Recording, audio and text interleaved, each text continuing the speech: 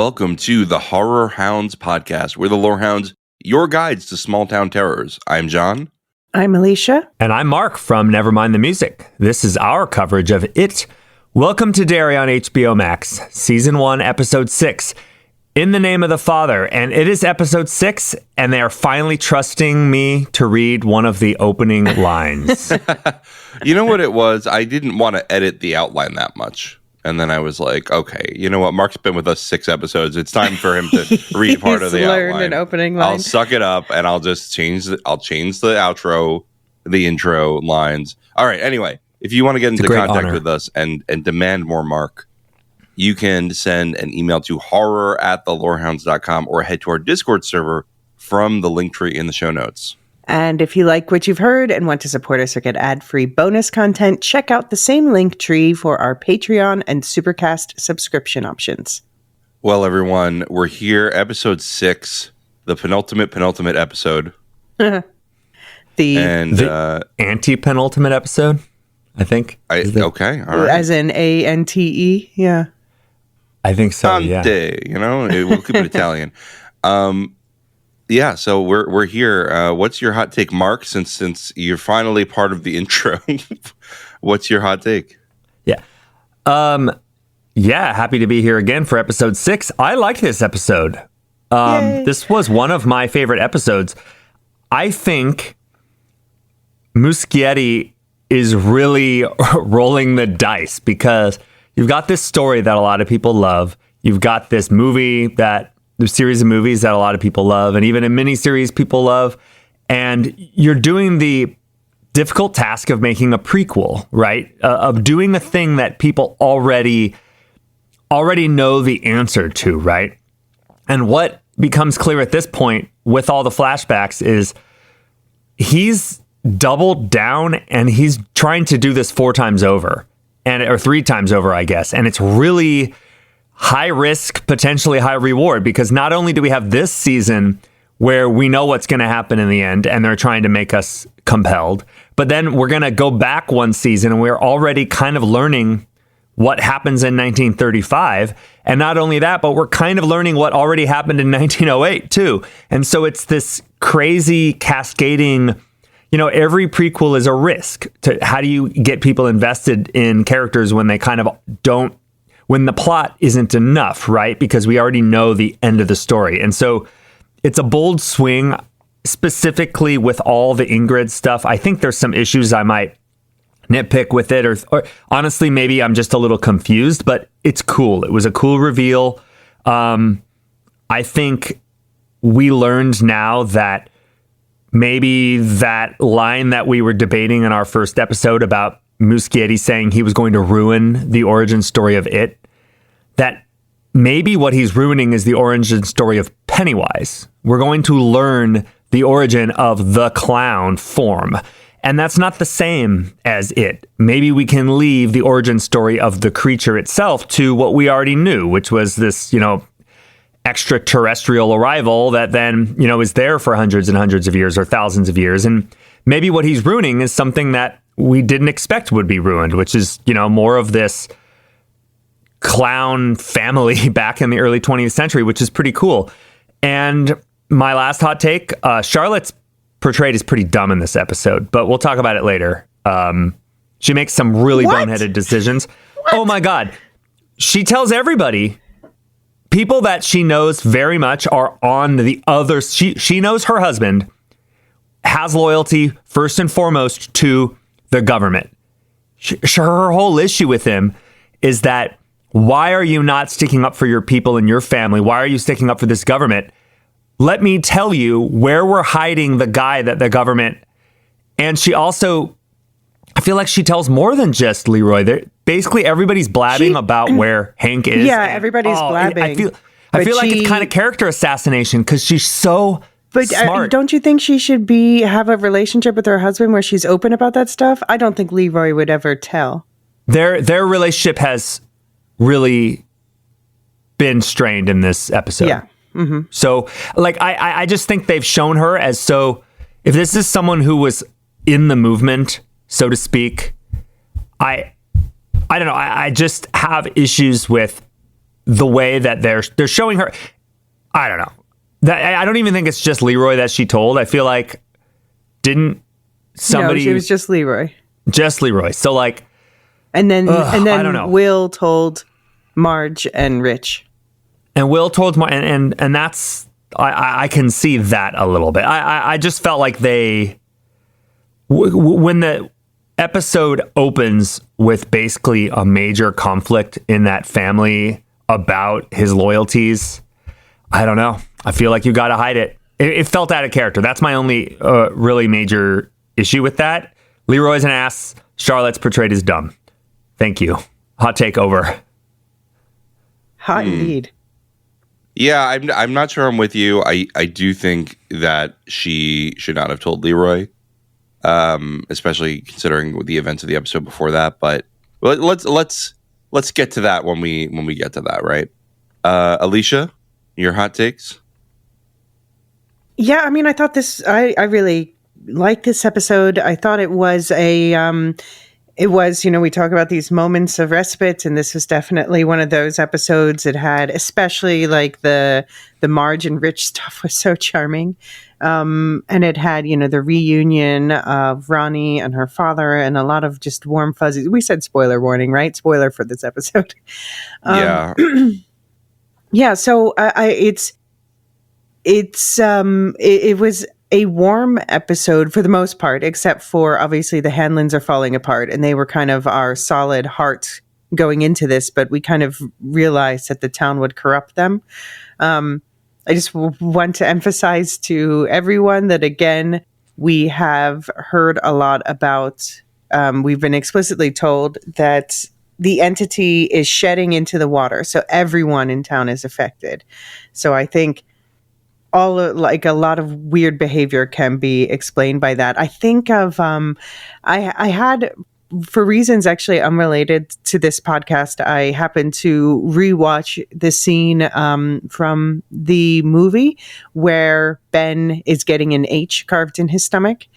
And I noticed that, and I guess I've noticed this before, but this stuck out to me, that, there's that car that drives by as it's happening that doesn't stop to help. And I noticed as it went by that a red balloon pops up in the back of the car, just like a subtle way of saying everyone's influenced by it. Yeah. Yeah. And so, yeah, that to me was, it was handy to have happened to have seen that before watching this episode, because that was definitely in my mind. I love the way that they are building. I know next episode is going to be absolutely devastating. Things are happening a little faster than I expected, so it makes me wonder what the season finale is going to focus on, because I think the augury event's going to happen next week. But this was a good character episode. In the name of the father, it's called, I call it in my head, Daddy Issues, the episode.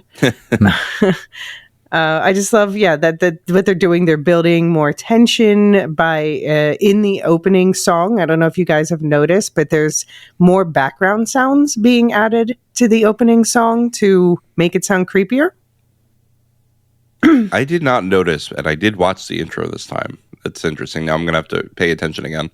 Oh, I'm on never skip status with the intro. Yeah, I was watching it for the first 4 episodes. I stopped watching it the last 2 because of time. I need to start watching it again. That is a really cool catch. And yeah, I loved the opening for this. Just the whole. So we had the 1908 flashbacks before. Now we got some 1935. I loved the way they filmed it. That it was very stylized with the black and white and then just the pops of red color. Apparently, they also, rather than I've noticed in other parts of the series, they do move the camera a lot, like the camera sweeps and it's like a character too moving through the scene. For this opening, they really just made it stationary to have these sort of, I don't know, almost noir influenced images pop up. I thought that, it was a gorgeous episode. Do you remember what the other flashbacks have looked like in terms of cinematography? Have we been in sepia tone land? Has there been other black and white? 1908 was very full color. We saw another little clip of it because we saw Periwinkle from 1908 I think that was filmed pretty much the same way as the rest of the show. So it's really, this is the one was differentiated. I think they just wanted to do the red balloon with the black and white, honestly. I feel like that's what they wanted to do here. Or maybe because this was a memory of... Yeah, they did say it was from her perspective. They said on the official podcast or inside the episode or wherever. Well, this was directed by Jamie Travis, which I'm trying to think, is that director of any of the other episodes? I wonder, it could just be the decision of the filmmaker, you know? Yeah, it is something they talked about really nice. On Inside the Episode, I think it was. They have great little mini docs behind the scenes on the HBO YouTube channel after every episode comes out. So they talked about it there. Yeah, this is the only episode that Jamie Travis directed of this season. So far, because we have 2 more episodes with TBA on the director.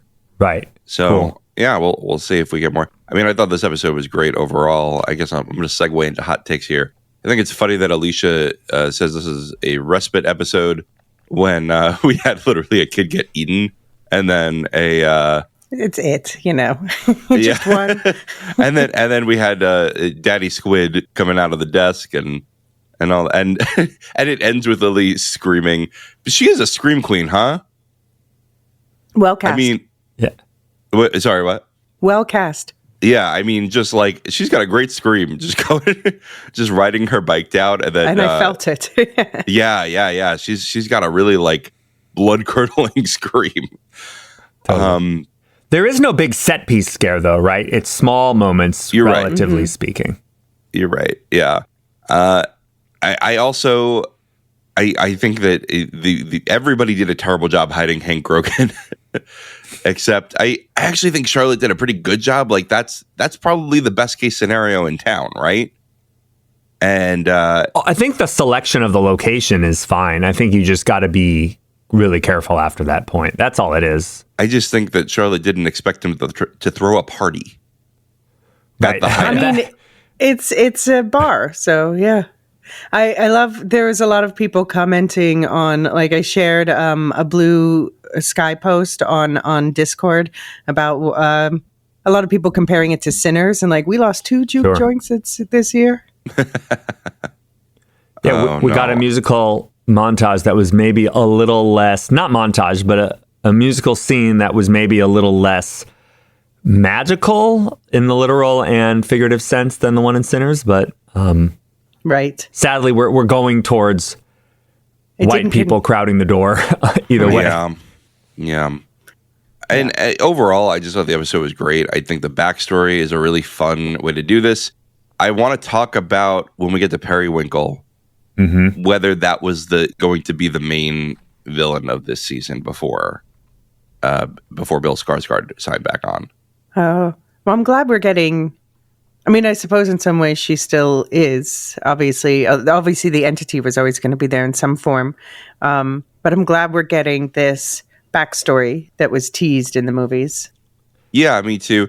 The other thing is, I think that we are going to have a fun time anyway with future seasons because a lot of this information we're getting just gives me more questions of, okay, what happened to Daddy Kirsch, right? Like what happened to, I guess he's not Daddy Kirsch, right? He's Bob Gray. Bob Gray. What happened to Bob Gray? Why? How did he disappear? Because she just vaguely says, and then he was taken from. Yeah, I think that's going to be next week too. Yeah. And that's I think that they're going to save that part. And if they don't, then I don't know what they're going to do in season 3. That's what I was going to say. That's what I was saying about the high risk, high reward. Like they're creating all this tantalizing stuff in the previous cycles and then answering those questions. And so I feel like there's something very cool about the Periwinkle and Robert Gray stuff being in the previous eras, obviously, and same with Shaw and Rose, right? But then I start to think, well, but there's got to be more, right? Because they're giving us so much. I definitely want to know what happened to we could assume maybe Pennywise murder the original Bob Gray, like whatever it is. But is that what the 1908 season is? Or is there plus the Ironworks explosion? Or is there more, or is that kind of a side character? And so there's a version of reality where they've kind of taken away all of the steam from their, the tea's going to be kind of too lukewarm by the time we get to it. Or there's a version where they've just populated that world with so much color that you can come up with another story, but we get this, oh, there's Ingrid, there she is. Like, we get these kind of little tastes of the stuff we already know. And so it could be this really cool Russian nesting doll thing, or they've taken away too much of the mystery. So I'm going to.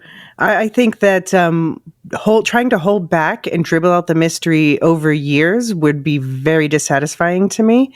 And I absolutely believe that they have a lot more in the tank, and that this is not, as we keep saying, this is not a TV show about spoilers. We know what the augury, what the big bad event of each of these seasons is going to be. And the fact that they're setting that up for this season to play out next week tells me that that's not what the focus of the finale is even going to be. So it's hard to predict what the finale is going to be, despite the fact that we know a lot about who's got to live or die and things that have to happen. I also have to say, well, I'll keep my mouth shut about it, but I have seen the trailer for next week. So, ooh, I have not. I have not either. So definitely do not say anything. Someone's going to die. Do we think, though, there's been enough, and please don't excerpt this and send it to the FBI. Do we think there's been enough child murder for this cycle to be over already? We got some glimpses of missing persons, and that was nice, a nice taste, especially in contrast with the wanted posters and all that. But it feels like it's over pretty fast. But maybe that's just because we fast forwarded after Maddie disappeared. I can say with almost certainty that we're not done losing kids. But presumably the mass murder could be about to happen, meaning like literally this night, right? So yeah, it's just an interesting, like, we don't have the census guy in that tribal meeting who was saying we've had 7 murders in 21. We don't have a sense for how much lower that is really than previous seasons, so to speak, cycles. Sometimes you eat a salad early in the day and then later you're going to pig out, right? Like, I think that might be Pennywise's game here. Right. He's saving himself for the buffet later. Deliberate. He's been setting the dressing, letting it steep with all that nice herbal fear. He was on a juice cleanse, actually. All right. So I like this episode. I think it's great. Why don't we get right into it? Let's go to the Hanlons. Leroy lectures his son about what happened in the sewers. When Will blames his dad for Polly, Leroy hits him. Will accuses him of being under its influence and runs to find his friends. Later, Charlotte tells Leroy she's returning to their old home and that he should figure out his priorities and meet them there to patch things up with Will. Leroy. I just want to point out that Will's middle name is, because we hear his mother call him by his full name, and his middle name is Dubois, which I'm assuming, based on who Charlotte is a reference to W.E.B. Du Bois, who is a writer and civil rights activist who was alive and famous during that time and actually died the following year in 1963. Yeah, good catch. One interesting thing, like, back when I was a poli-sci major and taking those kinds of classes and things like that, there was a lot of, like, I think in the era, but certainly in the modern context, Dubois is often kind of paired comparatively with Booker T. Washington, who's, writing and active at the time. But what's relevant here is that the comparison often is framed that Dubois was more about kind of immediate improvement and immediate action, whereas Booker T. Washington was more advocating for gradual, I don't want to say assimilation, but kind of like slow uplift and patience, sort of steady rising tide, rising tide raises all ships or whatever. And so there's an interesting comparison potentially with his parents. with Charlotte maybe being more Dubois, of a Dubois, and Washington being more kind of spiritual model of how Leroy approaches things. And does it, sort of signal like Will was more or is more Charlotte's kid? She chose the middle name, right? And I'm not saying like I wouldn't expect either of them to have a problem with either. It's not. I don't think this was a thing where people were displeased with Booker T. Washington. It's just like they had different approaches that were sort of informative on the sort of trajectory of the civil rights movement. And understandably, like I'm not an expert on any of this, but I was struck when I hear Dubois or Du Bois, as I don't know, some people say that. So is it? He went by Dubois. Do we know that? I know it would be spelled that way. I was taught Dubois in school. This is the West Coast public universities. Yeah, we won't say Du Bois. We'll Illinois and not Illinois and all those things. So Illinois. Let's make Jordan proud for getting his Quebecois in my mouth. Oh yeah, and, that's right. Then you have to pronounce it Dubois. How do you do that? That's right. Yeah, hilariously. So yeah, I don't know. I just thought that was interesting, and if it doesn't mean anything, it still kind of has meaning. I think for what Dubois represents and what she seems to represent. Yeah, absolutely. I'm going to take my internet points for saying that Leroy's, since he's not experiencing fear in the same way as other people, it's coming out in anger.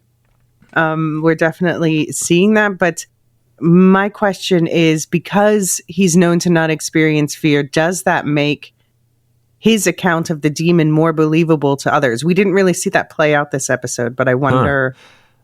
We didn't see any military stuff this episode. Well, we just saw the soldiers off duty. What they're all up to. But yeah, so Shaw wanted to, if you'll recall last episode, at the end of the episode, he wanted to chat with them afterward, and Leroy goes, "Nah, I gotta go home."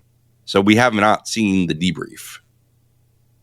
Well, we know that it's happened though, because he gets orders from Shaw to relay to Halloran. Oh, sorry. True. Or at least it seems that's apparent. I feel like, in the same way that like the kids doped up on Xanax and then it kind of didn't matter, meaning like they were afraid anyways, I kind of feel like he has behaved almost like anybody would behave. I'm not sure that this has really amounted. The amygdala damage he has seems to have mattered. He seemed kind of scared enough, and Nicole would probably tell us that like anger in toxic masculine culture in the United States often is a reflection of a man's fear they won't admit. So he's kind of behaving almost as if he is afraid. Like he seemed afraid for his son, and so he's lashing out in a really negative way. Anger, but like, what does it mean for him not to be afraid if he experiences every other emotion that is very, very, very much next to fear, right? Well, let me pitch this to you. So I do think he still experiences anxiety, and I think he experiences logical fear still, right? Like he can intellectually understand this would be a negative thing. And so when he sees his wife begging for help in the sewers, that is something that will, maybe Pennywise can't make him shake and tremble in his boots, pants. Yeah, but he can. But Pennywise can make him, want to help his wife, right? And so, if I don't think it's only fear it can play on, it's just illusions are its power, right? And so, if it can't target your amygdala, it'll target your, whatever other brain part, Nicole.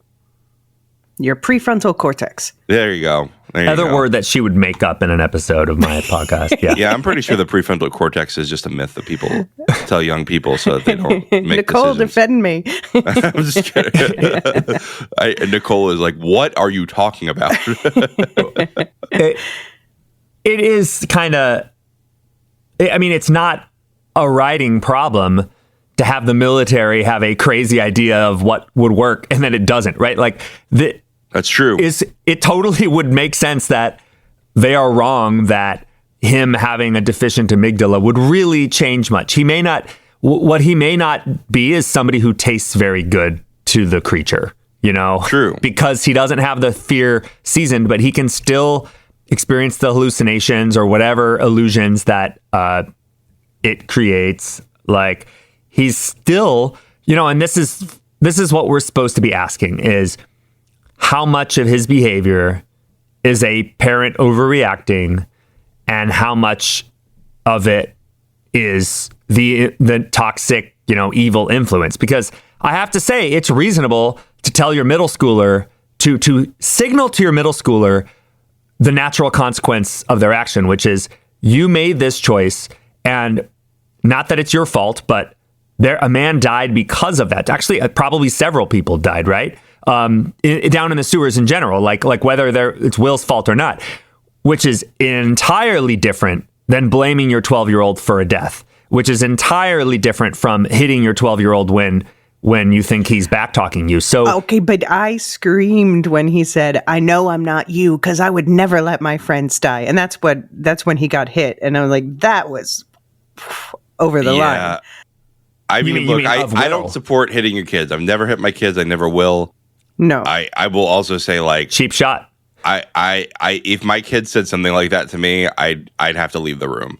You know what I mean? Right, like, after you lost your best friend, yeah. Right. I just have to leave the room. Like, the conversation would just be over. So we then think Will has been controlled by Pennywise? Like is every time somebody acts like Leroy's reaction sucks, but Leroy's reaction is also a very human. You could have a non-supernatural show and watch a scene where this exact situation happened, except a kid was messing around and then the guy accidentally shot his friend, and that person would behave like. I'm not quite ready to say that Leroy is necessarily under the spell, but I'm not sure that he's not, right? Especially since he's like, oh, I'm not sure I was myself. But even that, like, has anybody ever in our listener, pool ever experienced an angry moment where you go, wow, I can't believe I just did that? So the jury's out. Do either of the two of you feel strongly about whether he is specifically under the spell, sort of, as opposed to just had a stressful moment because of death and, his version of fear? We've seen his personality bending toward this angrier archetype ever since he arrived in town. And I'm sure he would say, oh, it's because I'm stressed about the military stuff, and I'm stressed about my wife, doing her activism and keeping my kids safe and all that. But I think that a big part of it is he's been drinking the same water as everybody else, and he's seen a lot more than most other people too. I mean, we know that Pennywise invested heavily in the growth of Stanley Cups, just to get people drinking more water. That's why, I mean, Stanley Cups is, for me, that I don't think that they exist in Europe.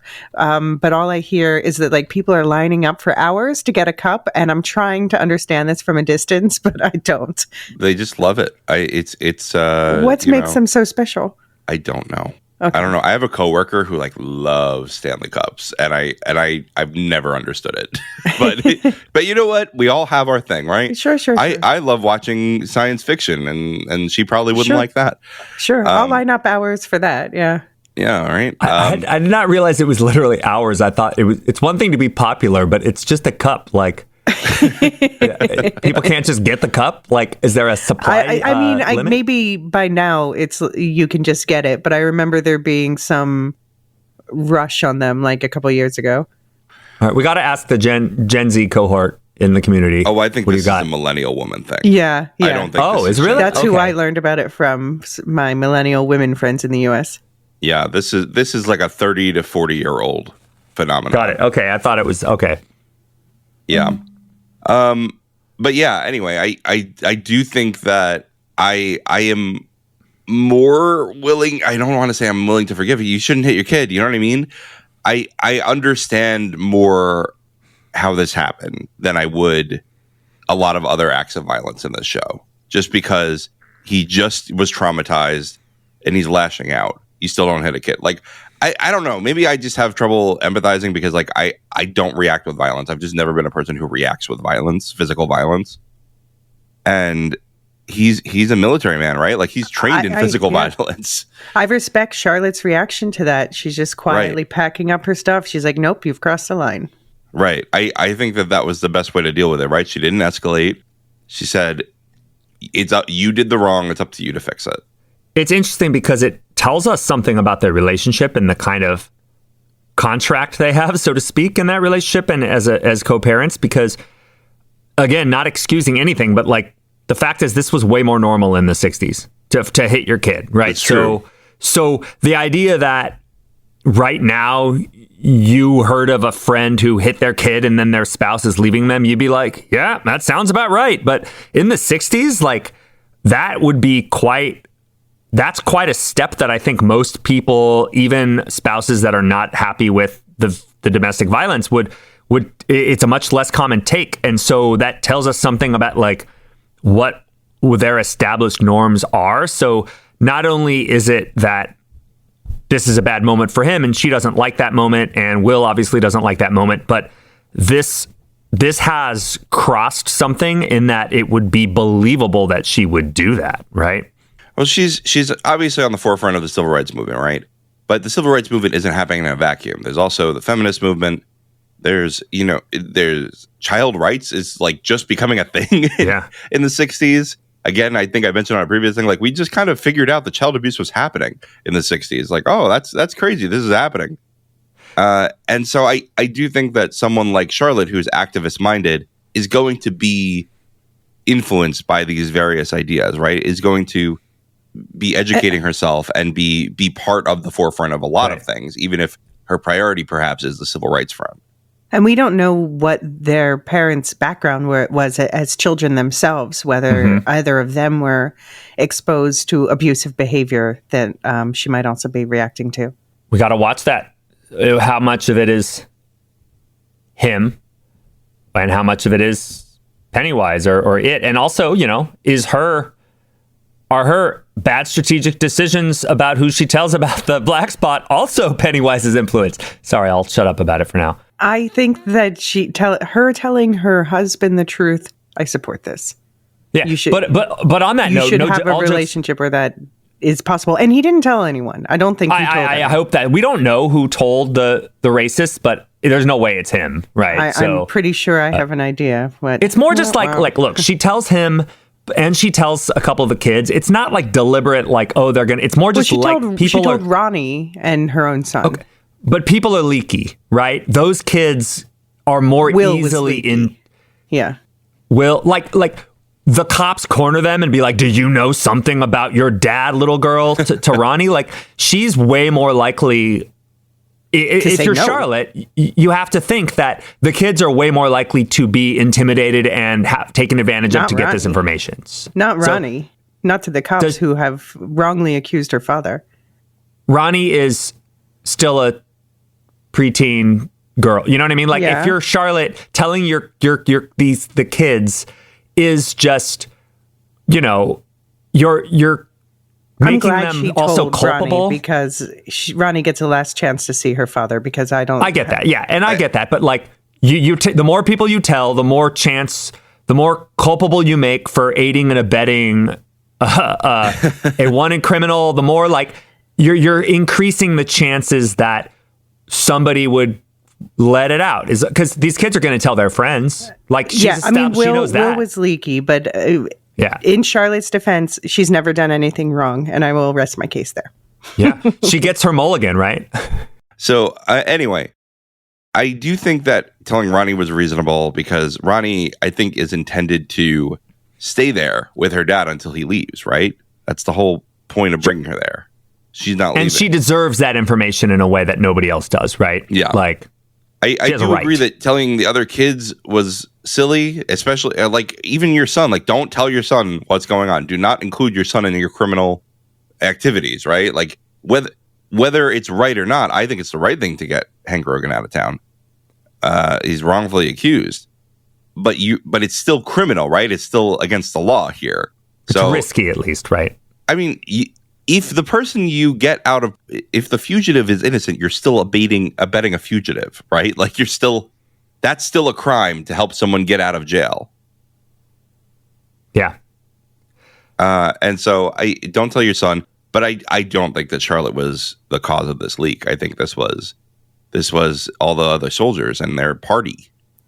Well, I think we know that a woman called it in, and I'm certain it was not Charlotte. I have a feeling that we know who it was. Oh, who do you think? We got to talk about her. You think it was Ingrid? Mm-hmm. Huh. So, I mean, we're going to have to talk about, like, I'm still a little unclear on how much Ingrid is crazy versus Ingrid is evil. And we can talk more about that. But there is, like, why Ingrid at all? Like, why is Ingrid happened just from a writer perspective to also be the person that Hank was having an affair with? And I think she did that. The answer could be she's doing all of this to create this mass event, right? So we don't know that yet, but it might be. And so realistically, I think Ingrid is a pretty likely culprit, given that this is a show that at this point, 6 episodes in, we probably should have heard the name of the character before they engage in the story in a super important way. So it's probably her. I just want to see Ingrid pull up to the checkpoint trying to get on base, dressed as Periwinkle. And they're like, what's going on? And she's like, kid's birthday party inside. It's fine. All right. Well, is the black spot on base? Because it's a good question. No, it seems if it's under the influence of Derry, you know? Yeah, they said something about it being, it seems like it's in the woods, maybe in that area called, they keep calling the Barrens.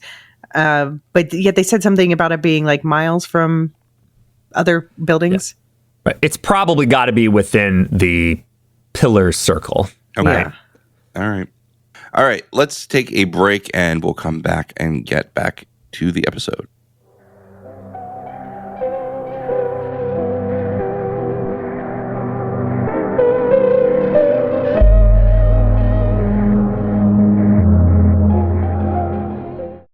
Uh-oh. The holidays are really coming up fast, aren't they? But, to quote Hitchhiker's Guide to the Galaxy, don't panic. Uncommon Goods has you covered, giving you access to thousands of one-of-a-kind gifts you can browse stress-free from the comfort of your own couch. And if Hitchhiker's Guide fans want to follow that book's other most important piece of advice, but find that you do not in fact know where your towel is, Uncommon Goods can help you out there too. From a wearable toga towel to a beach towel that doubles as a backgammon board, complete with oversized wooden playing pieces. Hello, my name is Elysia, and I am addicted to Uncommon Goods. I honestly can't think of another site that has something for everyone in my family, from my sports-loving dad to my foodie mom to my sister, the board game fan. Whatever you choose will feel special, personal, high quality. It will be something your recipients keep, something that makes them feel seen. Uncommon Goods likes to stock products from independent craftsmen or small businesses, which are often handmade or in the US, so you can feel good about where your money's going, especially since with every purchase you make, Uncommon Goods will give $1 to a nonprofit partner of your choice. And bonus, we can help you score a 15% discount. So don't wait. Make this holiday the year you give something truly unforgettable. To get 15% off your next gift, go to uncommongoods.com/lorehounds. That's uncommongoods.com/lorehounds for 15% off. Don't miss out on this limited time offer. Uncommon Goods, we're all out of the ordinary.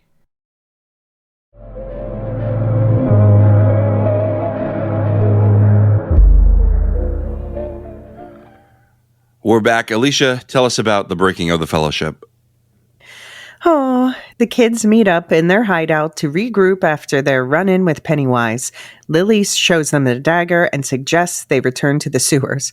Ronnie lashes out, telling Lily she never should have been let out of Juniper Hill. Another woof. She leaves, and Will goes after her, and the two share an intimate moment before Charlotte interrupts. Lily tells Marge and Rich to leave her alone.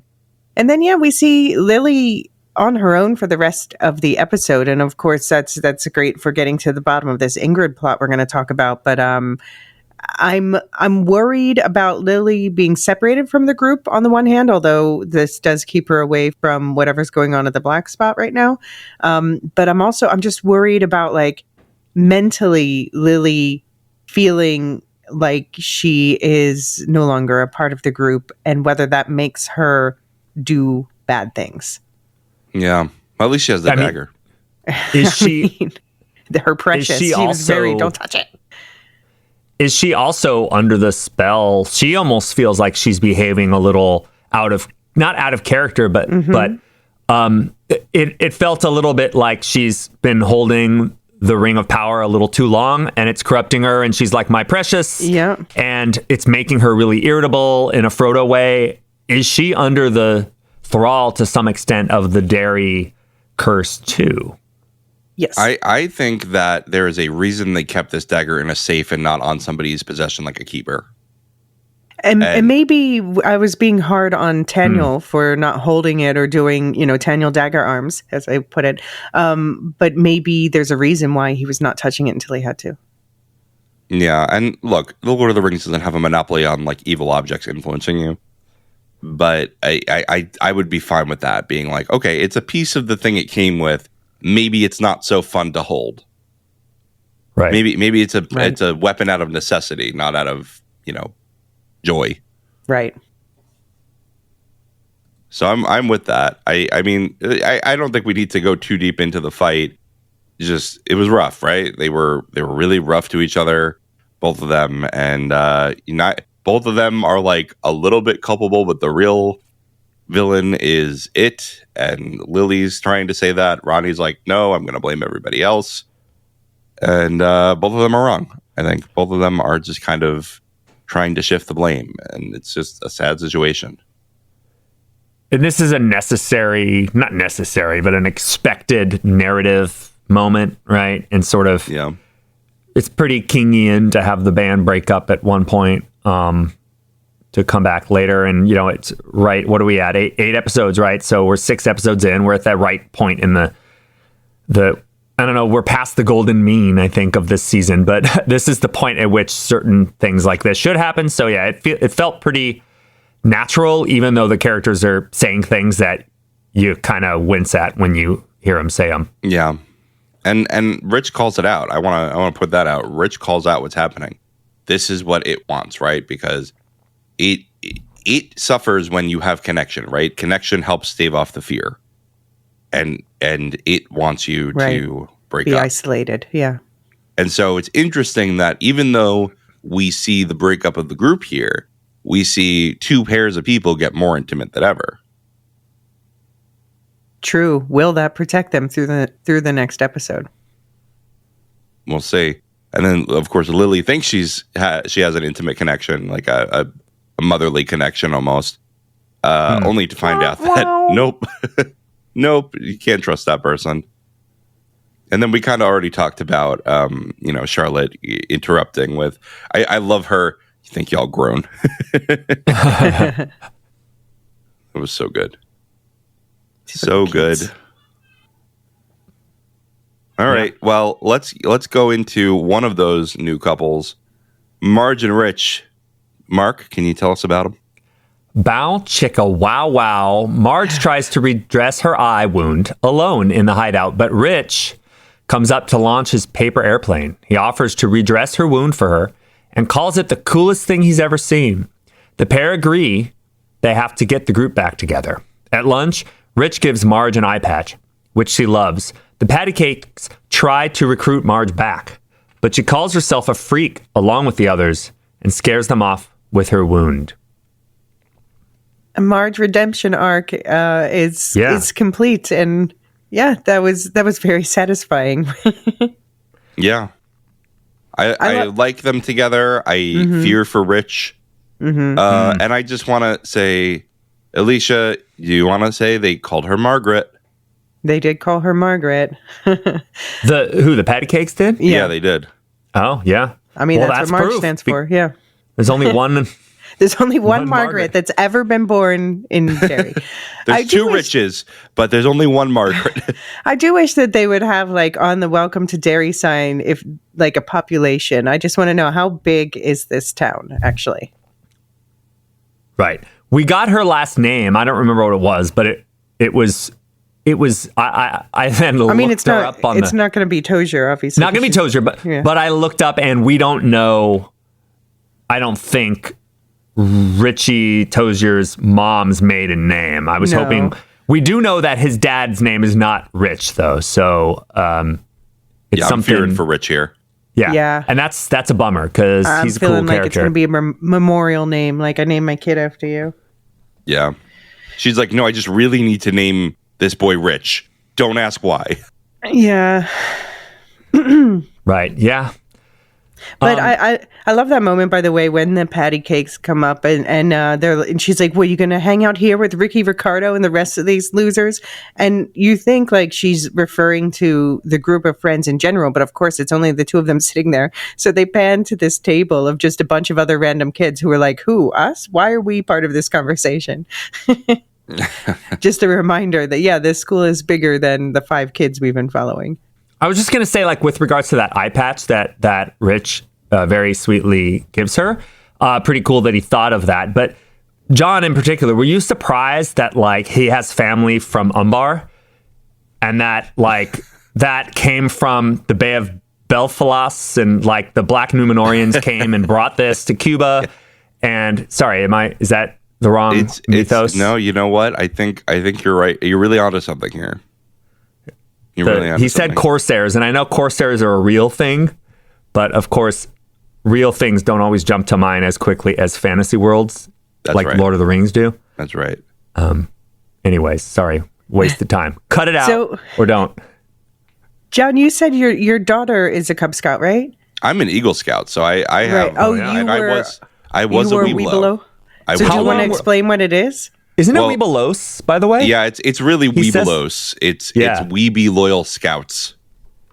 But this says that folk etymology says that Will Be Loyal Scouts is what it means, but it's this little thing that I looked up said that is not actually the term's original meaning, and it came from wolf, bear, lion, scout.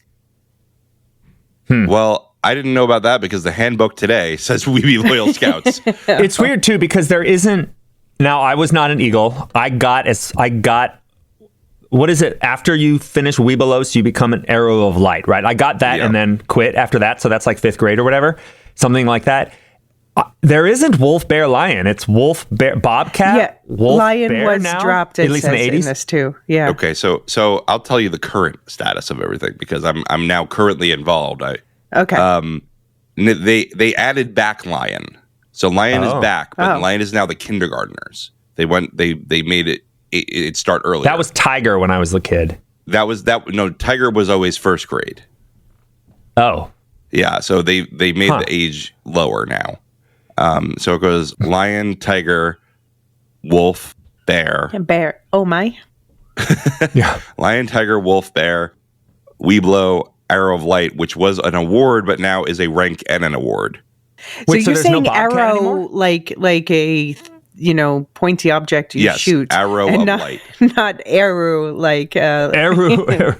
Wait, so there's no Bobcat, Cub Scout anymore? Those are all Cub Scout. No, there's no Bobcat, I'm saying. There is no Bobcat. Bobcat is now a subcategory of each rank where oh my gosh. So now you go through a list of like sub requirements that are all under the category of like Bobcat, lion, etc.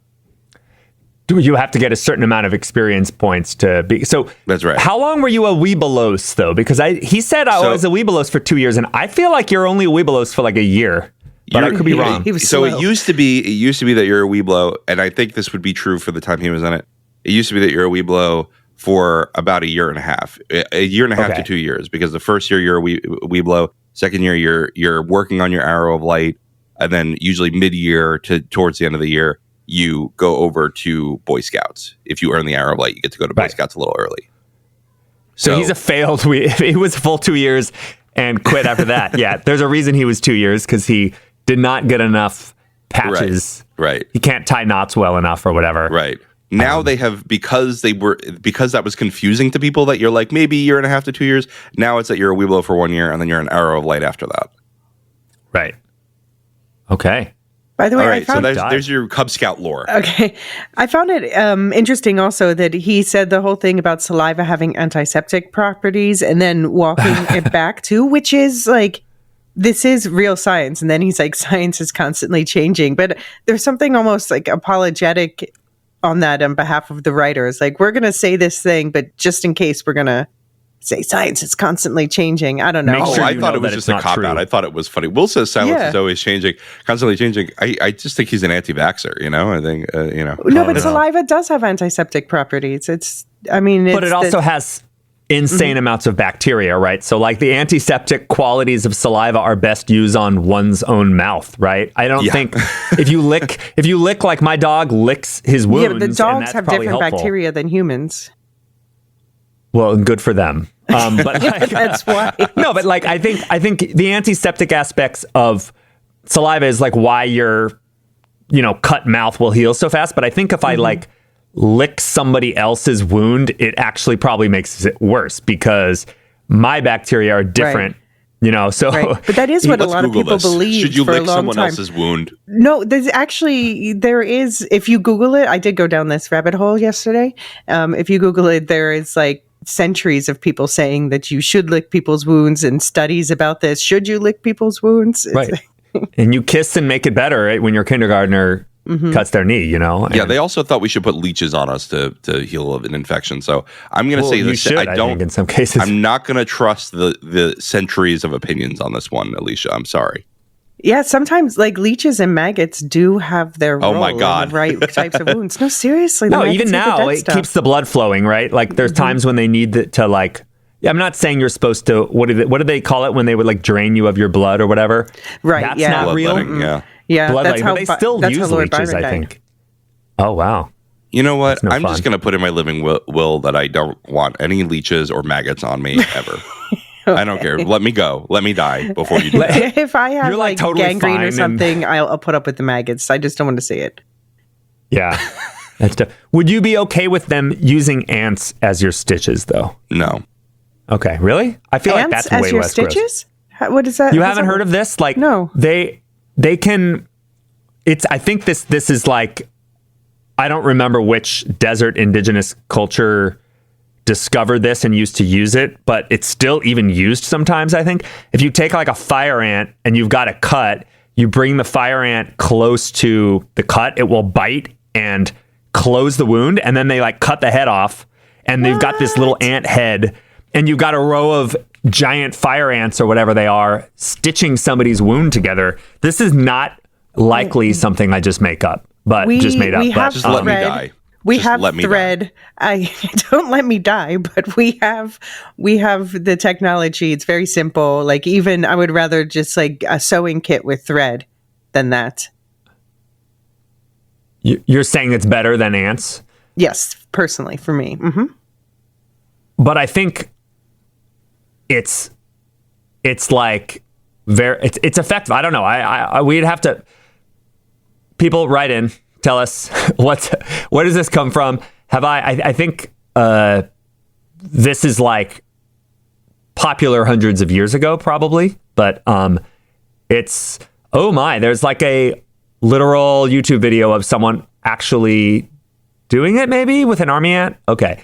Anyways, so yeah. All right, I'm moving on to the next scene before I bleed out from refusing my wound care. This is pretty rough. Halloran returns to the black spot to get a drink and a nap. His fellow soldiers stop him to reveal that they are harboring Hank Grogan, who promises to stay quiet in the back. Halloran takes the bottle to his quarters, where he's interrupted by Hanlon and a ghost. Dick tells Leroy about his ability to see the dead in childhood, how he locked it up at 9 with the help of his grandmother, and how it unlocked the ability. Leroy pressures him into using the ability to find the pillars. When Halloran refuses, Hanlon threatens him with a court-martial. So my deep dive in this part was I had to look up because he makes this offhanded comment about a bottle of pep, and I could not get a really clear look at the label, but I was trying to is he talking about a Pappy Van Winkle?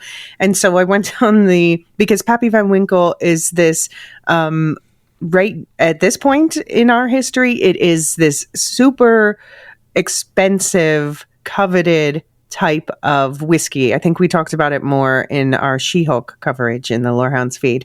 And so I was wondering about this, but at the time, the man after whom Peppy Van Winkle was named was alive. I can't find whether they were actually calling the whiskey that at that point. I guess so, but it would not have been as expensive and exclusive. So I think that's what he was drinking. For whiskey aficionados, let me know if you have anything to add to that. Google is telling me that it was more standardly priced in 1963 than it is now. It was not a big luxury item. Wow, cool. The equivalent of $40 to $70 today. So all right, that's okay. A standard bottle of whiskey. Right. So, whereas now it's like thousands to get a bottle. Yeah. Oh my gosh. Oh, wow, that's fancy bourbon. So my thoughts on this. Oh, I wanted to point out real quick. Can I just say one thing about we were saying we're afraid for Rich. Rich throws a paper airplane and it goes into the sewer, and it's very Georgie coded with the paper boat. And so I think, Elysia, you may have said, "Oh, I'm afraid for that paper airplane." Was that? Did one of you guys say that a couple episodes ago? Mm-hmm. And here we go. So, but so I have some questions about The Shine. We learn what that was. Pennywise, not Pennywise, but it inhabiting his grandfather, coaxing him, kind of opening the proverbial / literal box at the end of last episode. But what I'm confused about, what doesn't quite make sense, is my understanding of the way this lockbox works in Dr. Sleep specifically is you go around, you see a ghost, you throw the trap, Ray steps on the trap, and the ghost goes in the trap, and you bring them, and then it gets put in the containment unit. But he makes it seem like he did this lockbox and then just stopped seeing ghosts, which is weird. That doesn't seem to make sense. Wouldn't he just be kind of going around locking them up as he finds them? I guess he's locking away his ability is the way I interpreted the way, and I understand that this is different than the way it's described in the books, but the way I interpreted the way he talked about it in this episode was locking away his ability. That's interesting. So he loses the shine, so to speak, or at least aspects of the shine. Yeah. Which is very different from how he or Danny used the same power in Dr. Sleep. Because essentially it's just like a skill that he has to get rid of naughty ghosts. Right. And sure, opening them would be bad, but the idea that opening them releases is what allows him to see ghosts again is just a little sticky to me. I don't quite follow. Because he still obviously has the psychic sensitivity without it, sure, but I mean, I will say that having not read Dr. Sleep, having only read The Shining, where it's very soft, the magic system, right? The whole Shine magic system in The Shining is pretty soft. I was not bothered by it, but I see if you have a different lore system in your head, it would bother you. I don't think the lockbox is a thing at all in the No, I don't Shining. remember it at all. For a book called The Shining, The Shining is a very minor part of that. Not really about that, yeah. Well, yeah, it's just about, I think the smart thing about The Shining, because, okay, so for anyone who doesn't know, I'm sure you've all heard of The Shining, at least the Stanley Kubrick movie, and then Dr. Sleep is kind of like the most direct sequel that Stephen King's kind of done outside of something like the Dark Tower series. And so that's the kid in The Shining is an adult in Dr. Sleep. And so I think that they, as a kid, you just accept this is the way things are. And as an adult, you demand explanations, if that makes sense. Sure, because Danny, the main character of Dr. Sleep is Danny, the kid, all grown up. Mm-hmm. Yeah. And by the way, the Rita Reborn and others are going to write in and be like, there's so many more sequels. Yes, there are other sequels. The Holly Gibney is in like 50 books at this point, and there's a whole trilogy and stuff. So yeah. Are any of them this direct outside of course, his obvious series? Well, there's some ones that become series, right? So like there's a Stephen King has become very into interconnected. What's it? Well, sure, but that's been a while. But in the last decade or so, he's become very into sort of true crime kind of stuff. And there's some supernatural, but sometimes none at all of murder mysteries and things like that. And some of them are very much direct sequels to each other. The Mr. Mercedes then has 2 direct sequels and then side stories and stuff. So I have not read those. Yeah, so the Outsider was one that became an HBO TV show. And for example, I think Mr. Mercedes was a TV show too. The Outsider I'm familiar with, but Outsider's cool. Yeah, I've heard a lot of people talk about this Holly character. I've not read any of those books. Yeah, I have only barely. I've read just some of the side quest ones. There's a whole series. But anyways, yeah. So we know there are some sequels, everybody. But the point stands. This is a very interesting thing for him 30 or whatever, 40 years later to have written Dr. Sleep and fleshed out more of the lore, and then them to then take that and use it and possibly change it. But I don't know. We'll see. Maybe this is all kind of in alignment. It's just a little, I thought this part of the episode was a little bit, less polished seeming than the rest of it. I think the scene, the conversation between the 2 men made sense. Like I was very much with them. It's just sort of like, wait, what is Dick actually saying? I don't know. It's a little loose, and that's fine because that's not what this story's about. He's really more of this is an ancillary aspect lore-wise. Yeah, and I mean, I understand them both. I think Leroy is really feeling the pressure of, I just lost my best friend, and he told me his dying words were "make it count," and now I have to do everything in my power. But he's lost an aspect of his humanity where he can't see Halloran as his own being. He only sees him as a tool now, and is threatening him with a court martial. Like he is. I side more with Halloran on this, of course, because obviously we have the benefit of knowing more about it. Like this is not going to be a good thing to try to leash him. Right. It's also a little like, we're going to be arrested because you won't use your supernatural powers in this very specific way. It's like, that's going to be confusing. A court martial is an actual court of military people that, like, what are you going to explain to them about this? Like, I don't know, man. I went down in the sewers. I did everything you asked. Now you're asking me to do this very specific thing that nobody understands. What is his dereliction of duty, right? Because he won't he won't ask the ghosts a certain question. Like did Shaw really say, have him ask the ghosts where the pillars are or whatever? Like I think he probably just said have him use his powers again. I have to ask you though, couldn't he just like close his eyes, shake a little bit and say, nobody knew? Right. That's right. Not like all nobody ghosts knows. know Nobody can verify this. Yeah.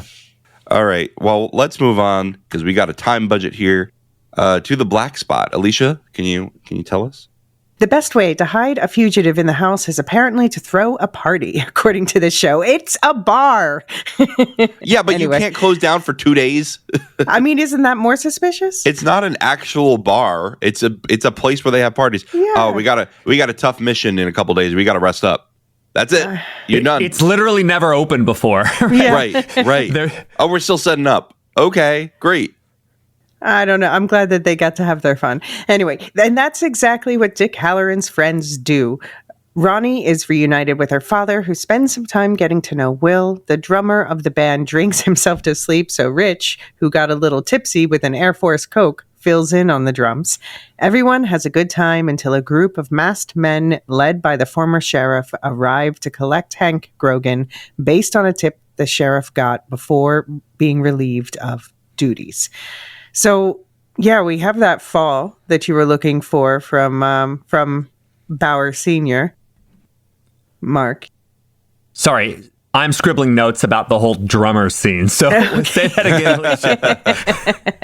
Elysia. No, yeah, just we have that fall of, you were talking about the Bauers falling. And I do know in the novel, it is true that What's his name? What's this current Henry Bauer's father's name? This current Bauer's son. Anyway, he was not a police officer in the novel. That's been confirmed, but he was in the movie version, the new movie version. So Butch Bowers, by the way. Sorry? Butch is his name. Okay. Butch Bowers. Or Oscar Butch, I think, like they call him Butch, which is, very of the era. Yeah. But yeah, we also learn he is appointed apparently at the pleasure of the mayor, which again makes that sign that's old and decayed and wooden and like the permanence of that is very strange kind of, but there we go. This is that kind of town, right? He's had that job for a long time and then he lost it in a moment, apparently. Yeah. Yeah, he's real mad. I was so worried when Hank said to Ronnie, "Ain't no one gonna keep us apart ever again." I'm like, oh no, that means they're both gonna die. Probably.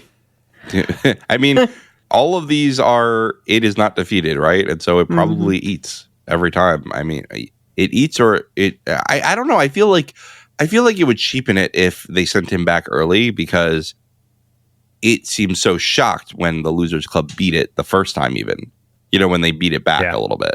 Mm-hmm. I'm looking forward to, just like, and we can talk about Ingrid. Ingrid is like a different version of the person under its thrall, right? Mm-hmm. We have Henry Bowers in the later series. You've got Renfield and Dracula. You've got these different, like, I'm looking forward, just like I'm like that we have a different version of the obsessed person. We can get a different version of what puts it back in the sewers, right? And maybe one of these seasons, everybody outright fails. Maybe we'll get a sort of semi-victory like we have in It Chapter 1. Like, I'm kind of looking forward to different ways of the cycle ending aside from the augury. Yeah. Right. I think different ways are good. I just don't want him to be beaten back much, right? I'm rooting for the kids to die here. I'm just kidding. No, but I'm rooting for it to eat and go to sleep, right? To see how, despite the best efforts and despite all these like different circumstances, no one was able to really beat back it until the Losers Club. Although we do need an explanation as to why it appears weaker in its powers slightly in the later parts of the timeline. That's true. Lazy writing. No, that is never the answer. I just think it being in multiple places at once in that one episode, literally like as Maddie, because like all of those things, I think that's not supposed to be read into. I think I'm not going to say lazy writing, but like convenient writing. We want Maddie to be doing this and not, remember, doesn't like Pennywise's eye slip and start looking in weird directions when he's impersonating somebody in the movies. Like, there's just like telltale signs when Pennywise is inhabiting a human form. There's just something creepy about him, and that wasn't as true with Maddie. And he was, doing stuff with Halloran during that. I think we could interpret this charitably as expanded powers, or it's just they want to do something and they're not really worried about it. The fact that the children of Maturin, when they were having their lore meeting in the prior episode, the fact that they said that prior cycles were worse than this one has been, I think that does support the idea that Pennywise has been stronger in the past and maybe is beaten down over time by just different groups coming together in different generations to fight him. Yeah. Maybe, or it's just this is the stronger than the last few that we have in our memory, and we don't know, is this stronger than the one in 1980s? We don't know. It's sort of an unprovable theory, but we'll see if they give us some more evidence to really think that's true. Okay, question for you guys. And by the way, Jean was saying in the Discord, and I completely get where he's coming from, that it's like that it would be very ill-advised for a black bar to have white children there and then on top of that be feeding them quote-unquote Air Force Cokes. The Air Force Coke was hilarious. Yeah, it is. I mean, it is hilarious. And I do think, and this is also, I grew up as a white child, that it's not out of the question that adults would do that. I do agree that it's not the smartest thing. Of course, most of these people don't know that they're hiding Hank Grogan in the back, but it's just another thing another strike against them if someone walks in, as is happening at the end of this episode. But they are all, of course, under the influence of that juicy it water, that Pennywise. What do they call it? How did he put it? Like discharge or something? Yeah. Oh, that's horrendous. That's horrendous. I'm going to say this. My uncle likes to tell the story about how his grandpa had him drive from Brooklyn to Eastern Long Island when he was like 12 years old in his car because he's like, I don't feel like driving today. I'm tired. You drive all the way out to Riverhead. I just think that people were a lot more free with children and giving them privileges in the 60s. And I think that's what's happening here because you were saying is this normal? I think this is like relatively normal 60s behavior. Yeah, I mean there is the extra racial component. Yeah, and it's still boneheaded. Yeah. I wouldn't do it because that's. And then this isn't about and it's not. I didn't read Jean's comment, but it's not about the morality and that's not right giving the kids alcohol. It's just you're incurring so much risk upon your operation by getting this presenting white girl and this Cuban American little boy drunk or something at this party like that. It is. I really hope that guy didn't know that Hank is in the back because that would be really boneheaded. Right. Can I talk about little Buddy Rich here?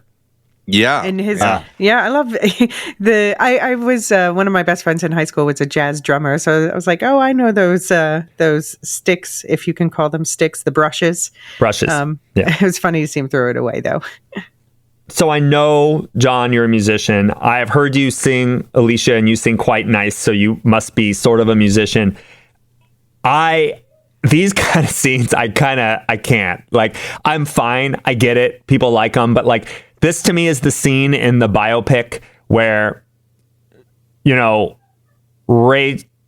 Foxx's Ray Charles is having an argument with somebody and then writes the lyrics while they're in the argument and starts singing Hit the Road Jack in the middle of it.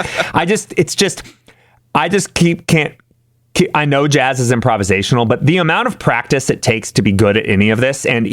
So let's just assume we have a prodigious jazz drummer in the Losers Club. Let's just say that that's true.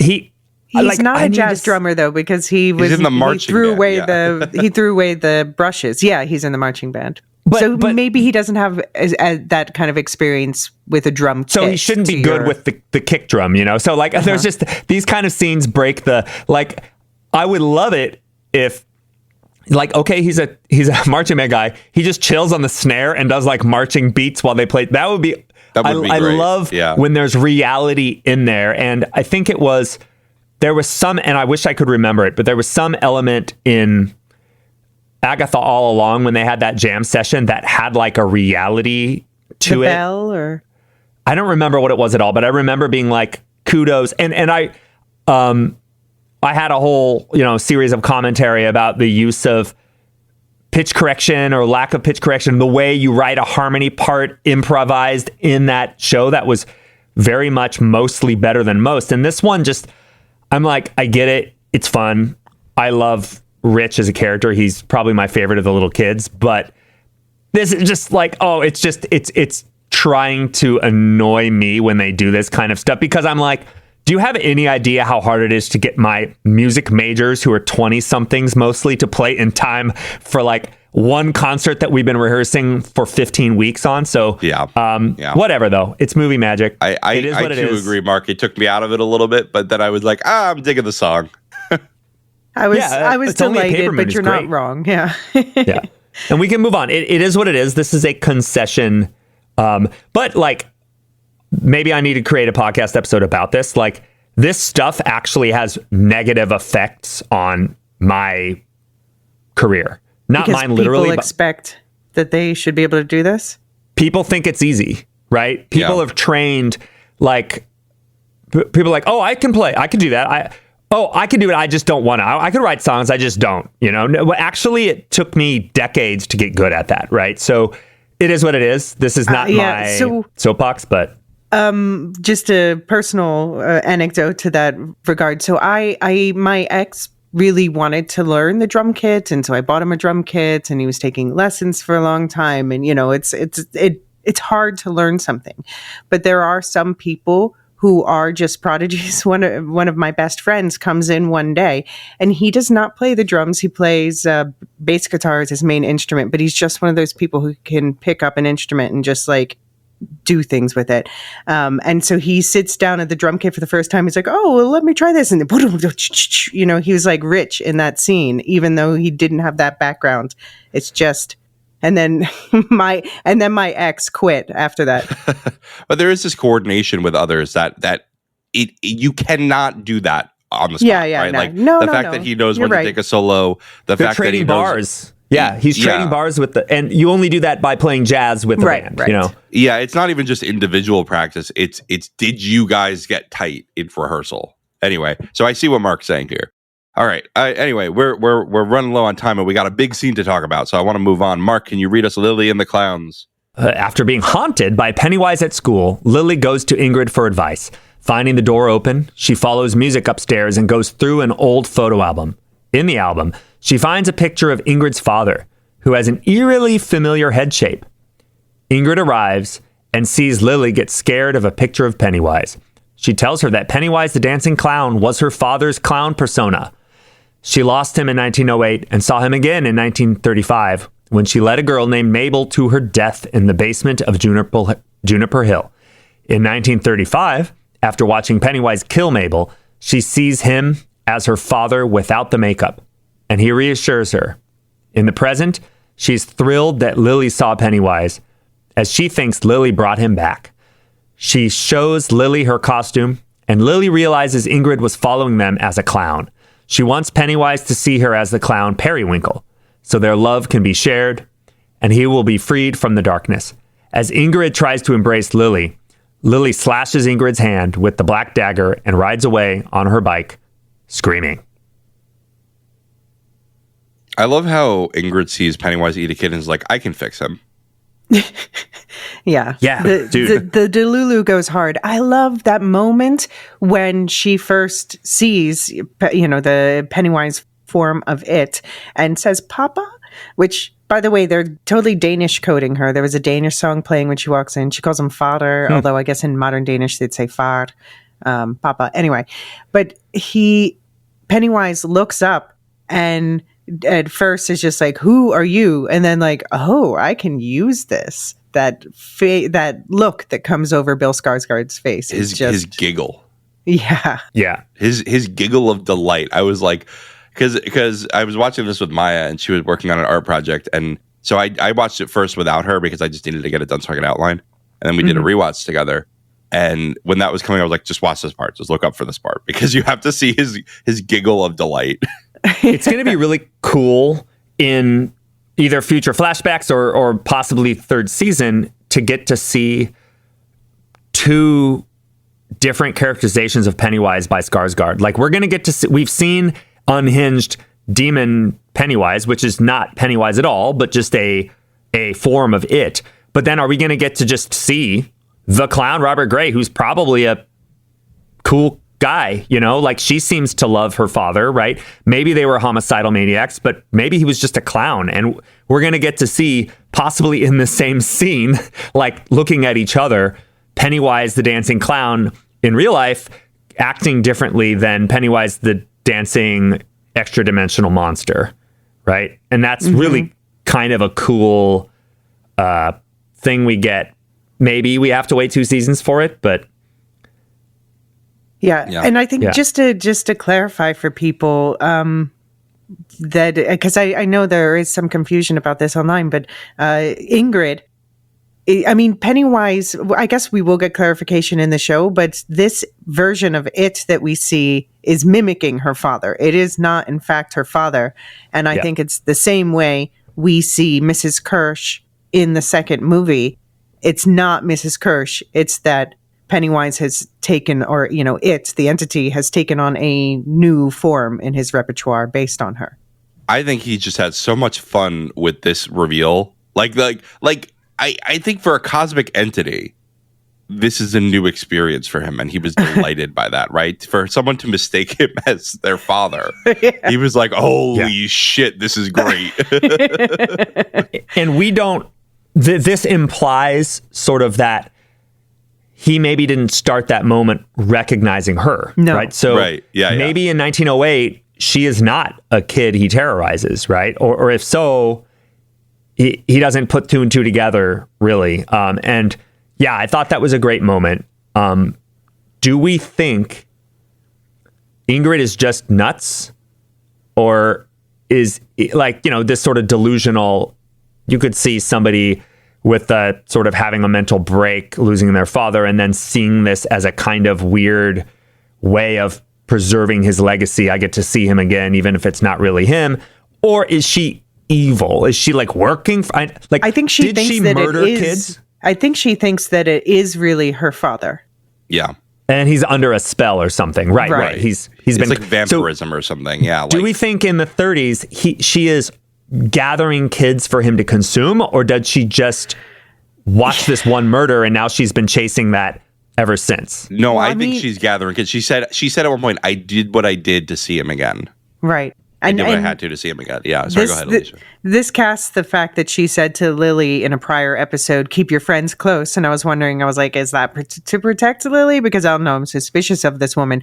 This casts that in a whole new light, because here she pretty much implies that, and how does she think that she can protect Lily and not the others? She is completely delulu. I was just going to say, this is we all have been talking about, I can't imagine how Elysia caught it, or whoever it was caught it a few episodes ago with, there was a young clown, that must be her. The fact is, this aspect of it is very clever. Whether people saw it coming that she is Bob Gray's daughter, I didn't catch all that, and I know folks did, but just this is her relation. It's this quest to see your dad again is just a unique, I really didn't see it coming. And, obviously devil's in the details. We'll see how it gets executed, but it's like a cool twist on the thrall that Pennywise will often have, or that, horror villains, supernatural in particular horror villains often have.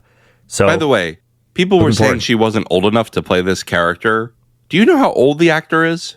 Yeah, we talked about this. She's in her 60s, right? Yes, 67. Oh, okay. You talked about this when I wasn't here. I mean, she looks great. Yeah. For 67? Oh my God. I would have guessed 40s. Though, we do have a problem a little bit, though, because if she's in her, let's say she's 70, which I would say there's no way, but because they're presenting her as so much younger, but let's say she's 70. 1962, how young is too young? Is she old enough to be a little kid clown at that point? Maybe. Yeah, no, it's exactly the right. It's exactly the right age. Yeah. Okay. Yeah, and by the way, I think that's going to be a wig at the end. I think that her hair is going to be a wig, and she's going to be taking it off, and that's kind of taking the mask off. No, I'm saying I think her brown hair is a wig, or black hair is a wig, and she's going to take that off to put on the clown wig at some point, and it's going to be spooky. I just have to compliment the casting. So, we got the ties with the older Mrs. Kirsch, which again, I think is actually the entity and not actually her, but the whole, no one who dies here ever really dies. But the younger Mrs. Kirsch, the younger Ingrid that we saw in the 1935 flashback, I actually had to double check that they weren't just de-aging Madeline Stowe, because the actress looks exactly like her. Yeah, they did a good job with the casting. I think casting like that has gotten a lot better in recent years for some reason. I don't know what changed, but I the last few movies I've seen where they do a flashback, I'm like, oh, that's good casting for the younger one. Elysia, did you have anything else you wanted to say about this last scene before we move on to feedback? No, I'm just curious how much, because there's telling so much of Ingrid's story now, and they've set casting, like obviously the actress who plays her in the 50s can play her in season 2. The child actress will have aged out by season 3 in 1908. So I just wonder how involved she's going to be in those parts of the story, or if we just get references to that because it's like, well, you know that now, so we're going to tell you new parts of the story. I think in 1908 she's going to be a big part of the story. Maybe not in Well, I don't know, because she's going to be harvesting kids in 1935, right? Yeah. I do think Ingrid is going to be our bridge character for these 3 seasons, actually. But it is cool how, like, in the same way. Oh, and I meant to comment on this. Like, we had that montage, the musical montage, while they're showing the wanted posters of Hank, and clearly the townspeople are paying so much more attention to chasing the criminal than all the missing kids posters. It's quite possible that we're just sort of left to understand that that's happening, and we see all these disappearances. We hear of a Mabel disappear in 1935, all these things. They may do it where we understand that it's Ingrid involved, but they could not use her much, or she could be the main sort of adult character we see. So they could go in either direction, I would think, pretty reasonably. All right. Well, this has been another wonderful episode. We're going to let Mark go, and then Elysia and I are going to take care of feedback this week. Sorry, all the young people of Boston aren't going to teach themselves about common tone diminished 7th chords 2 weeks before the final exam. So see, you accuse me of making up words. Oh yeah, you don't even know. I could show off. So with my undergraduate music theory stuff that is only takes 2 semesters to learn, hardly anything. Check out Nevermind the Music this week, everybody. We're doing Lionel Richie. Hello. Good theme. So, it's a good thematic, came out. Right? Is it? I don't know. I feel like that goes with Richie's. Hello. Maybe I just don't know what Lionel Richie sounds like, really. Yeah, you've heard this song. If only because I think it's in Trolls or something like that, and I'm sure you've seen that. So, all right, everybody. This was a fun episode. I'm looking forward to more. All right. See you later, Mark. Check out Nevermind the Music. Okay, Elysia, it is you and me for feedback. I'm going to read Jim's because I'm going to make you read Dopamini's because and this is Jim's is a follow up on we had previously talked about what the Barons are, and Jim shared his feedback, which we shared, Mark and I, in a prior episode, and so this is a follow up on that. Okay. So Jim writes, and by the way, you can send an email just like Jim and Dopamini did to horror@thelorehounds.com. Or you can, tag us in the Discord and say, hey, I want this included in feedback. Jim writes, when I first read It, I remember struggling with what a standpipe looked like. I also did not have a clear picture of the Barons. Finally, a few years ago, I got to go to Bangor and do the SK tours. They take you around Bangor on a bus and show you all the landmarks in Stephen King's books that are in Bangor. There is a giant Paul Bunyan statue, Bev's house, the drain where George is taken, and, of course, the standpipe and the Barons. The Barons is a small stream that winds through the middle of Bangor and empties into the Penobscot River. On both sides, there are some wooden areas. That's the Barons, a great place for kids to go and get away from adults, but still be right in the middle of town. Wait, so actually, this is literally the same email that we read on a prior episode. Is it? Yeah. And then, so he said, the second email is, thanks for reading my email in the last podcast. We did the tour back in September of 2022. The operator mentioned that the producers and director of the It movies were coming to do the tour in a few weeks, that there was going to be a new series called Welcome to Derry, and they wanted to see Bangor Derry before they got it started on it. So that's cool that the creators and producers did the same tour that Jim did. That is cool. And sorry, I read your email twice, Jim. I must have clicked into the new email, but it had the old email first, and so I just copied that. So thank you for writing in twice now. All right. Well, Elysia, it's time to talk about some drugs. Okay, you want me to say all the drug names? Look, if you want to split this up, we can. So when you get tired of saying them, just pass it along. I'll say the drug names the way you speak French. Hello, Lorehounds. Let's talk benzodiazepines. Sorry, no, I'm not going to do that. My voice is already breaking. Specifically, Xanax, Alorazolam, Valium. See, it would work better for that one because it has Alor in it. Alorazolam, Valium, diazepam, Klonopin, clonazepam, and Ativan, lorazepam. Hey, I got to say that the Parker the Posey White Lotus way. Lorazepam. Yeah, that's right. Piper, no. All right. No, this is a serious. We're gonna lock in now. Yes. Questions about benzodiazepines were raised on the podcast for episode 5. Is Xanax a newer, better version of Valium? Can someone use benzodiazepines long term without running into issues of physical dependence, tolerance, and or addiction? While I'm familiar enough with this class of drugs to feel confident speaking on this topic, please do not take any of this as medical advice. And please never use benzodiazepines without the guidance of a psychiatrist you trust enough to be honest with, and a therapist and or appropriate doctor/specialist. When it comes to modern benzodiazepine use, the exact nature of what is being treated is key. I do agree completely with John's point from last week that prescribing quote-unquote mother's little helper, Valium, to women in the 60s so a wife would be too drowsy to finish that blasted copy of the Feminine Mystique her quote-unquote single friend let her borrow and just get back to scrubbing pots with a smile already was a real problem. I may have put my own slight spin on your words there, John. Wink. Valium is still very much in use. And I'll say, Elysia, I have been prescribed Valium in the past, but that was not in the US, so I don't really know what the situation is in the US. So Dopamine will tell us. She says it has not been replaced by Xanax as an updated version of a benzodiazepine. However, they work differently, particularly in onset and duration. Of the oral benzodiazepines, Xanax is the most fast-acting and has the shortest duration. This makes it very effective for panic attacks, but also much more prone to addiction and abuse. However, minority cases of abuse should not override the potentially life-saving value it offers people who suffer from panic attacks and other forms of anxiety that can have acute presentations such as PTSD.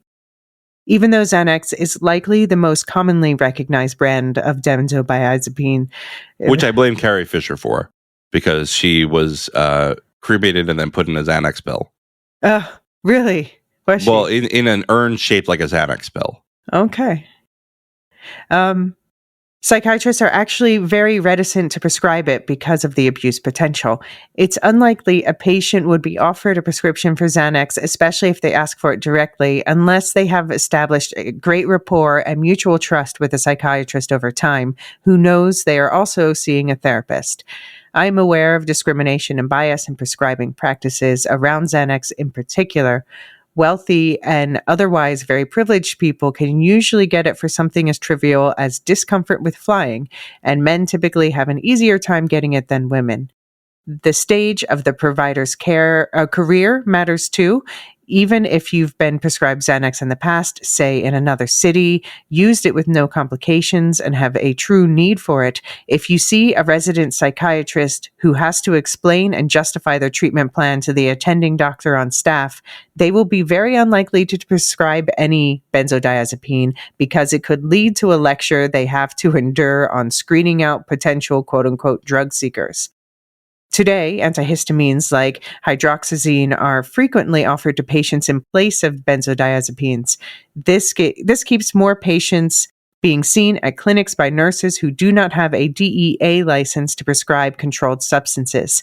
This is an issue in rural places like where I am from, where doctors, especially psychiatrists and other specialists, are few and far between. You may only have one in a 50-mile radius and be stuck with him no matter how he treats you. Patients in need often wind up self-medicating, usually with alcohol, which we will return to shortly. While marijuana works for some, don't forget that in states like where I live, mere possession or cultivation for personal use can still get a person locked in a cage. Additionally, for many experiencing psychological issues that benzodiazepines can help regulate, marijuana can actually cause acute anxiety episodes, especially if there are comorbid chronic illnesses and anxiety disorders. And I'll say, I do find, for me personally, marijuana is very effective against anxiety, but I have seen over my life that people react very differently to all drugs, but also including that one. Yeah. Before you continue, I just want to correct myself before someone who's screaming at the computer has to write me an email. Carrie Fisher was buried in a Prozac urn, not a Xanax urn. Big difference. That's an SSRI Prozac, right? And she did it for a good reason, by the way. It wasn't just being sarcastic or glib. She was saying, like, hey, let's normalize mental health and let's normalize people who need medication to function.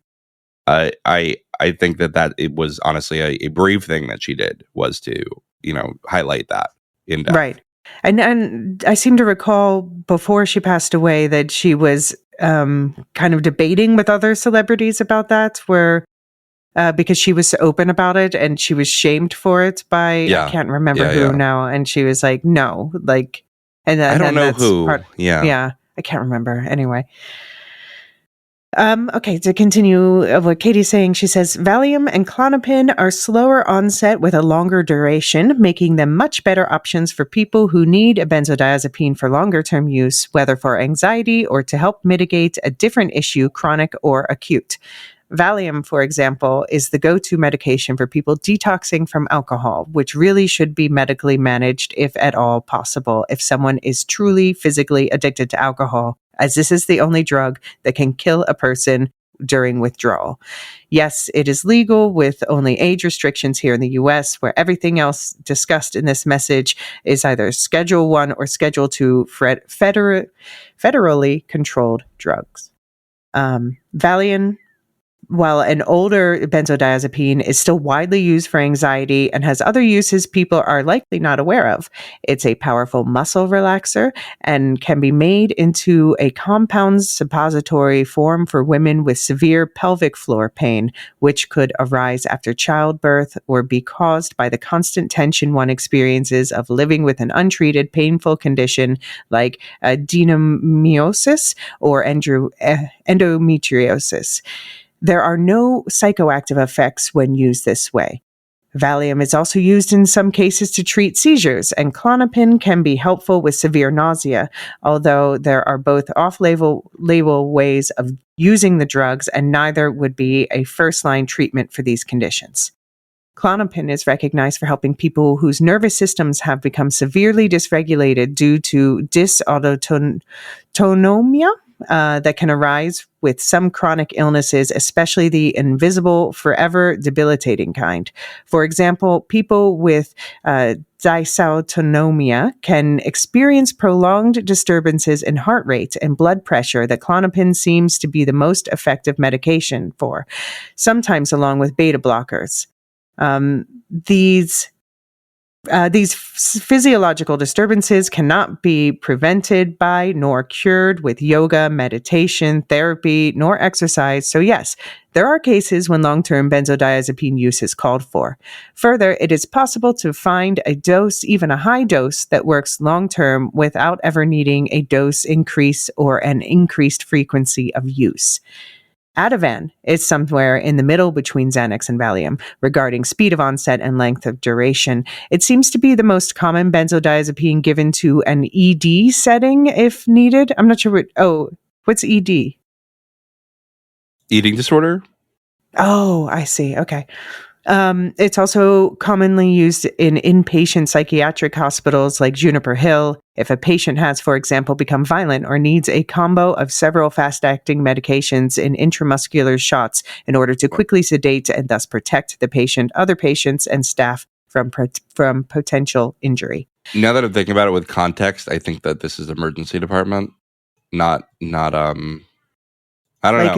Maybe let us know. Dopamine. It's either eating disorder or emergency department. I'm not quite sure. Because wouldn't that be ER? I don't know. Anyway. I don't know. All right. Maybe it is. Maybe it is eating disorder. All right. Yeah. All right. Well, yeah. Finally, speaking of Juniper Hill, I'd like to close with a little PSA. Many patients in public mental health facilities do not have access to appropriately sized clothes, and they can be in such facilities for a very long time, even years, if there is nowhere else for them to get care. If you want an easy, fast way to do good that makes an immediate impact and will cost you nothing but time, consider the next time you clean your closet out from old clothing still in great condition, donating those clothes to a public psychiatric inpatient hospital. These are usually state-run, although they may be part of a larger hospital system in your area, though I'm sure it varies state to state. Hospitals generally don't provide clothing to patients beyond what is donated. We all deserve basic dignity, and finding a clean, comfy hoodie to slip into, or patients that actually fit rather than digging in or falling off during one of the most traumatic times of one's life can make a larger impact than dropping them off at a resale site or bin.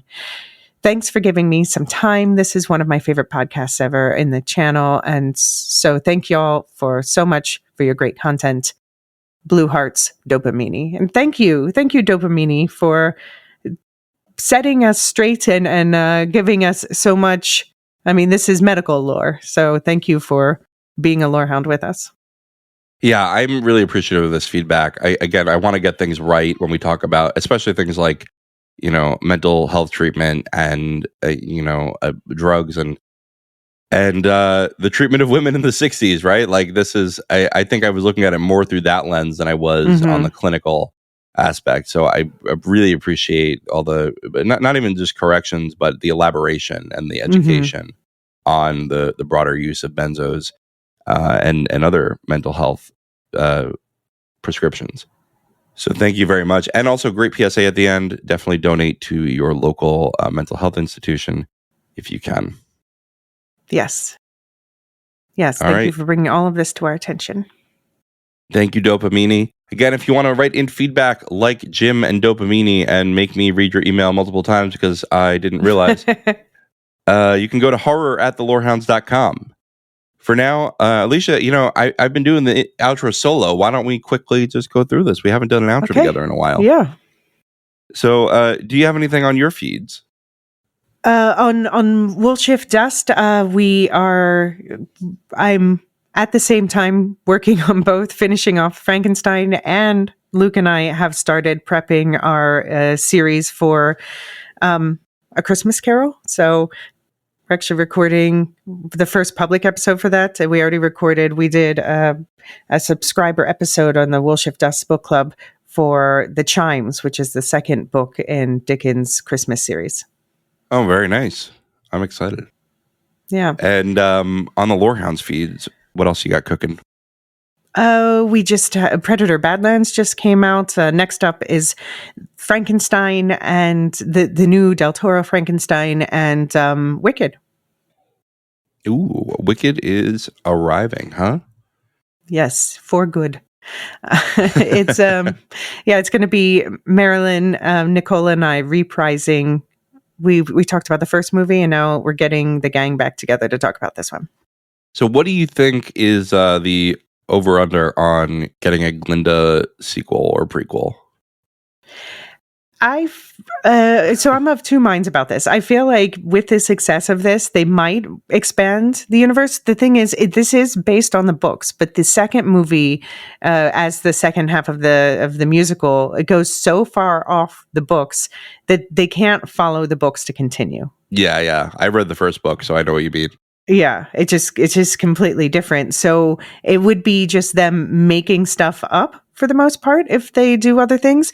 And I'm fine with that. The only thing is I'm hoping that this attention to the musicals will get us finally in a few years a TV adaptation that's actually faithful to the books. Interesting. I don't know. I read the book and I think the musical's better. Disagree. I mean, okay. It has its points. But I'm definitely a fan of the books. And I think I like the second book even better than the first. Okay. I never read the second book, so maybe I need to dive back into that.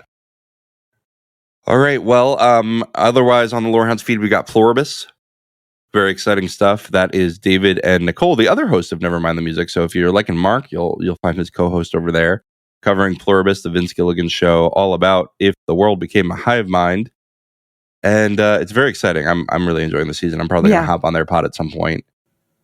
And what else we got? We got American Revolution with David and Brian. David's been busy lately. Good for him. And next week, I'm recording a Silmarillion story with Marilyn. So we will be having a good time with that. That's going to be on Torin Bar, the long-awaited return of Silmarillion stories. And we're doing the Talamasca episode this week. Oh, we are. We are doing the Talamasca episode, and that'll be a lot of fun. Oh, and we're going to do Stranger Things, too. Right. So, I can't even remember what we're covering, because we do a lot of stuff over here. We're doing Stranger Things, and I think Nicole's going to join us for that. So that's going to be a good time, too, a little party episode. Okay, other feeds, Radioactive Ramblings coming back with a Fallout Season 2 coverage. And you're also going to get more Nevermind the Music every week, as Mark was talking about before. What did he say he was covering? A Lionel Richie song is the next one. Right. Very cool. So we're going to get more Nevermind the Music, more Radioactive Ramblings, more Will Shift Dust. A lot of excitement over here on the Lorehounds feeds. Well, It's time to say thank you. You want to say the Discord server boosters and all the lore masters? Okay, thank you to our Discord server boosters, Aaron K, Tiller the Thriller, Duve71, Athena Ajalea, Listu, Nancy M, Ghost of Perdition, Radioactive Richard, and Adrian.